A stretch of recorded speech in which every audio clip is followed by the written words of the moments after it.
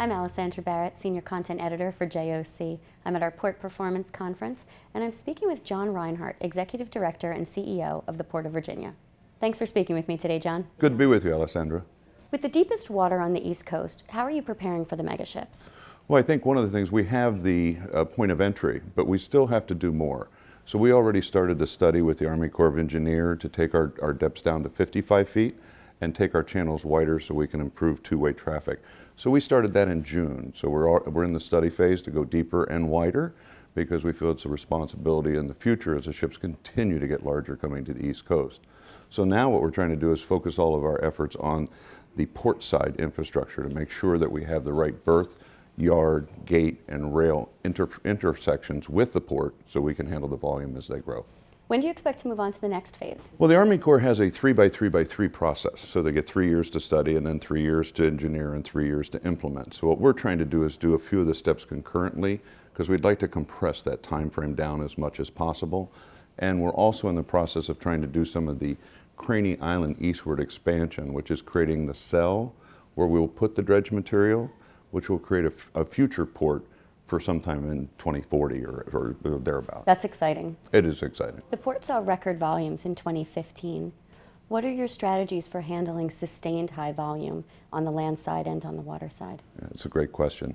We've had 3 consecutive years of year-over-year volume increases, and our record volumes really started to stress our systems last year. So we put all of our energy into quick triage things that we could do to improve the velocity of the cargo coming across the port, reduce the amount of time the truckers have to wait in the gates, and start to increase our rail productivity and our vessel productivity.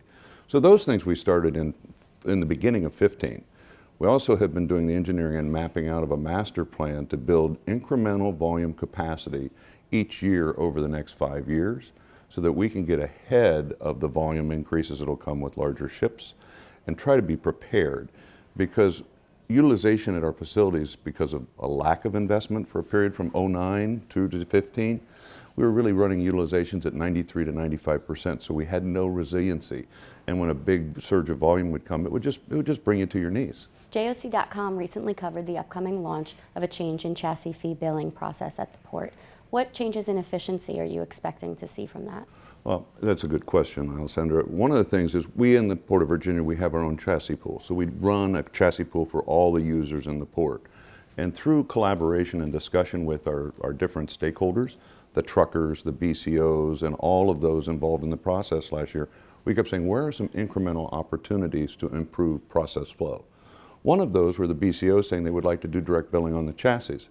And if we think about it, when the carriers stepped out of the chassis, the truckers were kind of put into a requirement to be the ones paying for the chassis, and they had to build up staff and take care of additional accounting. So it was something that was really a challenge for some of the truckers. So our direct billing to BCO is just an option.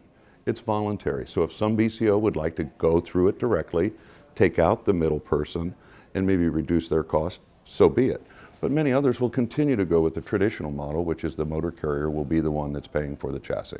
So we're just trying to implement technology and processes to make it easier to do business with the Port of Virginia. Is that something you could put a number against, or are there too many variables? No, because it will really be determined by how many people use it. So, if you get a 5% user, then you could go out and extrapolate and say, well, this is what we would expect the efficiencies to be. But until we know the interest, it's a little premature to kind of estimate that.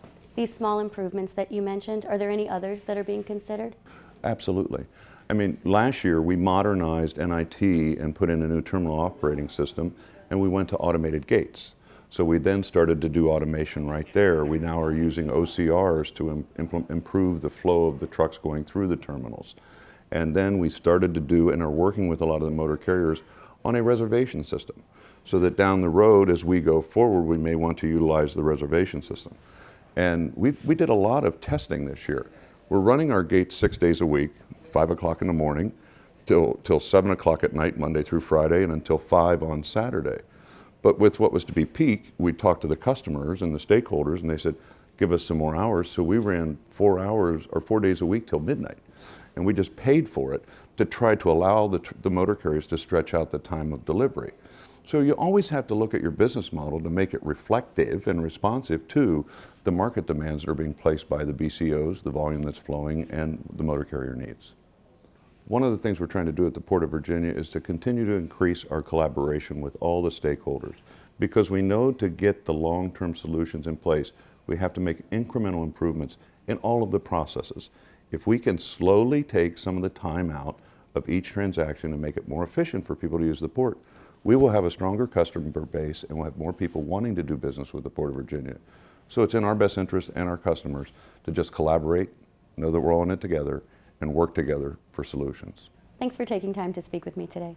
Alessandra, it was great to be with you today, and thank you so much for the conference and your time. I've been speaking with John Reinhart, Executive Director and CEO of the Port of Virginia.